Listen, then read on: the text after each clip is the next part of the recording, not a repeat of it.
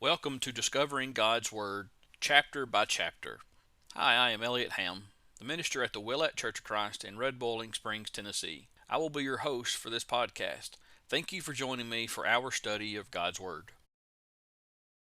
I am so glad you have joined me this week as we continue our study through the book of Mark.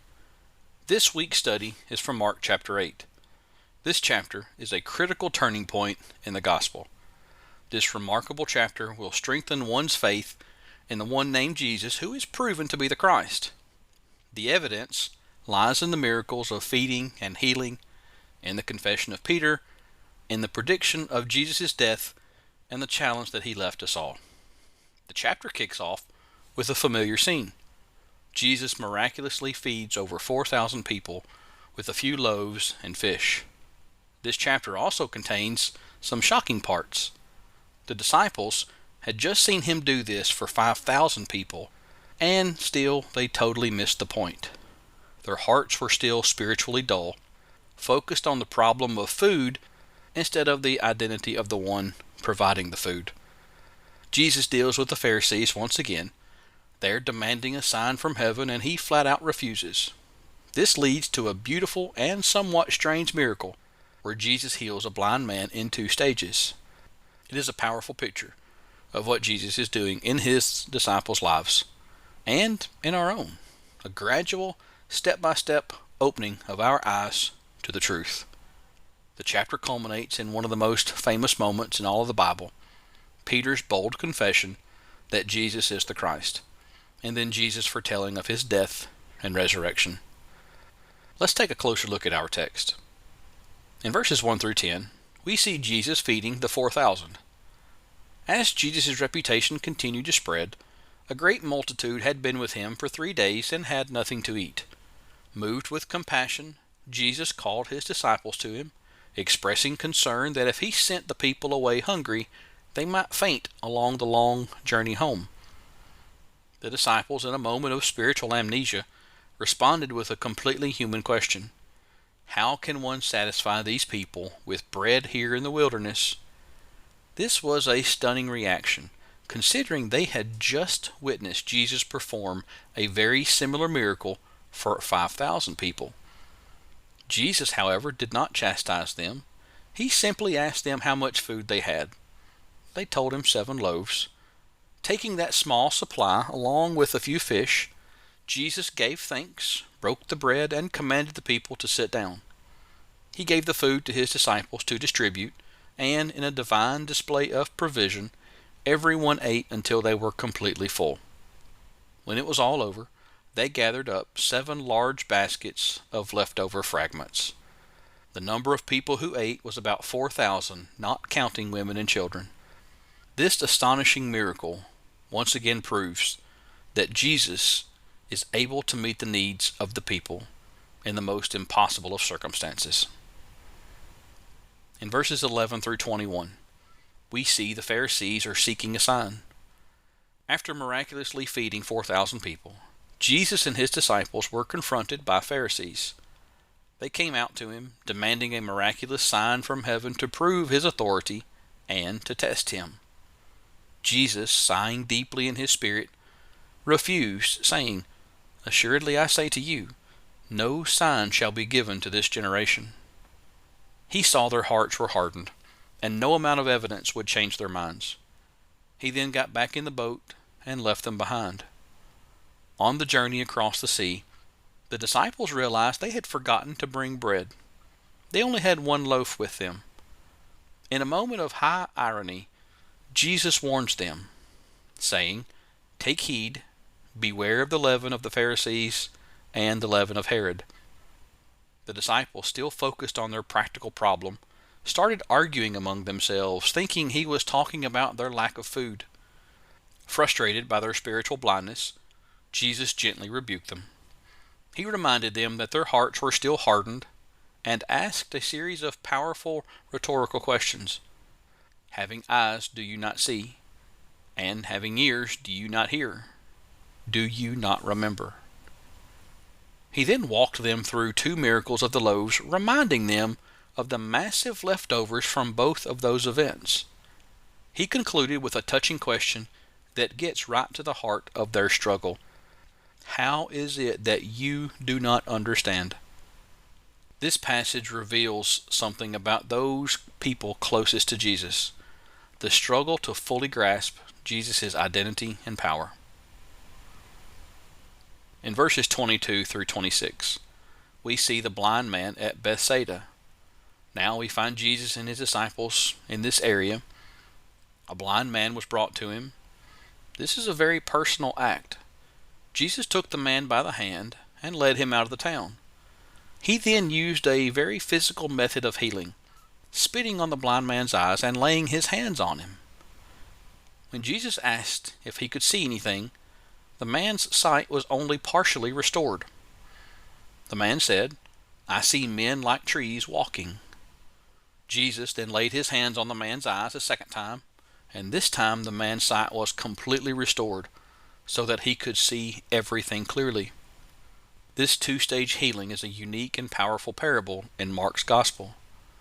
Just as the man's sight was gradually restored, the disciples' spiritual blindness would also be healed, little by little, as they came to a clearer understanding of who Jesus truly was. Jesus then sent the man home, telling him not to return to the town. In verses 27 through 30, we see Peter confessing Jesus as the Christ. They are now on their way to the area of Caesarea Philippi. Jesus turned to his disciples and asks a question that would truly define their mission. He asks, "Who do men say that I am?"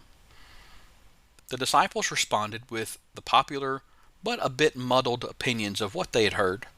Some thought he was John the Baptist, others Elijah, and still others one of the prophets.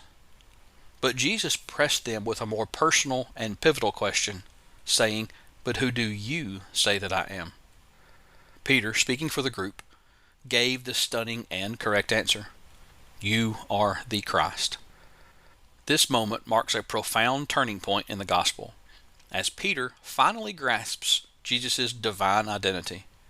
However, Jesus sternly commanded them not to tell anyone, as the time for his full revelation had not yet come. This confession of faith, though incomplete in its understanding of his coming suffering, was the first step towards true spiritual sight. In verses 31 through 33, Jesus will foretell of his death and resurrection. As he's beginning to teach his disciples about his true mission, he will plainly reveal that the Son of Man must suffer many things, be rejected by the elders and the religious leaders, and also be killed. But he also included the promise that he would rise again after 3 days. This was a total shocker, and Peter, struggling to reconcile this with his vision of the conquering Messiah, took Jesus aside and began to rebuke Jesus. Jesus' response was immediate and harsh. He turned, looked at the other disciples, and said to Peter, "Get behind me, Satan, for you are not mindful of the things of God, but the things of men." This sharp rebuke shows that even a correct confession of faith can be followed by a purely human understanding of God's plan. Peter was focused on earthly power, while Jesus was focused on the divine path of sacrifice. As the chapter comes to a close, we see Jesus teaching about taking up the cross and following him. He has now called the crowd and his disciples together to deliver a challenging message about the true cost of following him. He says, "Whoever desires to come after me, let him deny himself and take up his cross and follow me." This was a call to a life of total self-sacrifice, not to comfort. Jesus then presented a powerful paradox, saying, "For whoever desires to save his life will lose it, but whoever loses his life for my sake and the gospel's will save it." He then underscored the eternal value of a human soul. He asks the question, "For what will it profit if he gains the whole world and loses his own soul?" The message is clear. Nothing on earth is worth losing your soul for. Jesus ends with a solemn warning that if anyone is ashamed of him and his words, he will also be ashamed of them when he returns in his glory. Mark chapter 8 is a major turning point in this gospel. It's all about getting our spiritual eyes open. The disciples, despite witnessing miracle after miracle, they are still struggling to see Jesus for who he is. We watch Jesus gently but firmly confront their spiritual blindness, teaching them that his mission is not about earthly power, but about suffering and sacrifice. It all culminates in a breathtaking moment where Peter finally gets it right, declaring Jesus as the Christ, only to immediately get it wrong, trying to talk Jesus out of the cross. The chapter forces us to ask ourselves the same question: who do we say Jesus is? And are we willing to take up our cross and follow him, even when the path does not look like what we expect? This is a powerful and unforgettable call to true discipleship. Here are a few applicable lessons from Mark chapter 8. Number 1. Spiritual blindness is a real problem. The disciples, despite witnessing 2 miracles of feeding thousands, still questioned how Jesus could do this. The healing of the blind man in 2 stages serves as a powerful metaphor for their own spiritual journey. It shows that understanding Jesus is not an instant process. It is a gradual opening of our eyes to the truth. Secondly, true discipleship requires self-denial. Jesus teaches that to follow him means that we must deny ourselves, take up our cross, and follow him. This is a radical call to a life of sacrifice, not one of comfort, certainly not one of earthly successes. Thirdly, correct theology is not enough. Peter made the correct and profound confession, declaring that Jesus is the Christ. But just moments later, his human-centered thinking led him to rebuke Jesus. This teaches us that knowing the right answer is not the same as having a heart and a mind aligned with God's will. Lastly, the value of a soul is immeasurable. Jesus asked that sobering question: for what will it profit a man if he gains the whole world and loses his own soul? This lesson drives home the truth that earthly possessions and worldly success are ultimately meaningless compared to the eternal value of a single soul. Here are a few questions to think about this week from Mark chapter 8. After witnessing 2 similar miracles, why do you think the disciples still questioned how to feed the crowd? What does this reveal about the human tendency to forget past provisions and focus on present problems? Number 2, Jesus told the disciples to beware of the leaven of the Pharisees and the leaven of Herod. The disciples were confused, thinking he was talking about bread. What are the leavens in our world? The subtle, cultural, or spiritual influences that distract us from what Jesus is truly saying. Question 3. Why do you think Jesus healed the blind man in 2 stages?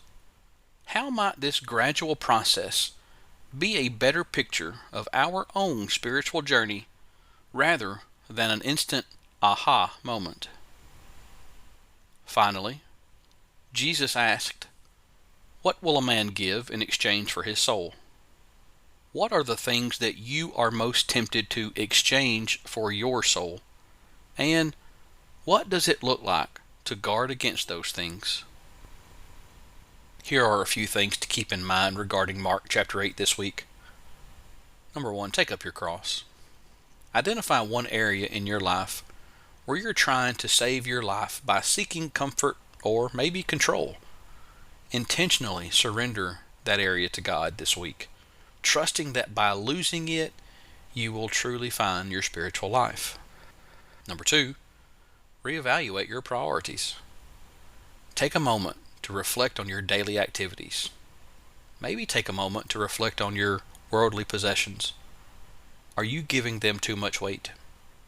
Choose one thing this week to prioritize the health of your soul over, and see how it goes. Mark chapter 8 is a powerful chapter. The disciples get a much needed wake-up call. as do we. We see Jesus challenge their spiritual blindness, redefine what it means to be the Messiah, and then give a powerful and unforgettable lesson on the true cost of following Him. This chapter forces us to ask, are our eyes open to who Jesus truly is? Are we willing to take up our cross? Friends, thank you so much for listening this week. I pray that you will join me again next week as together we discover God's Word chapter by chapter. Have a great week.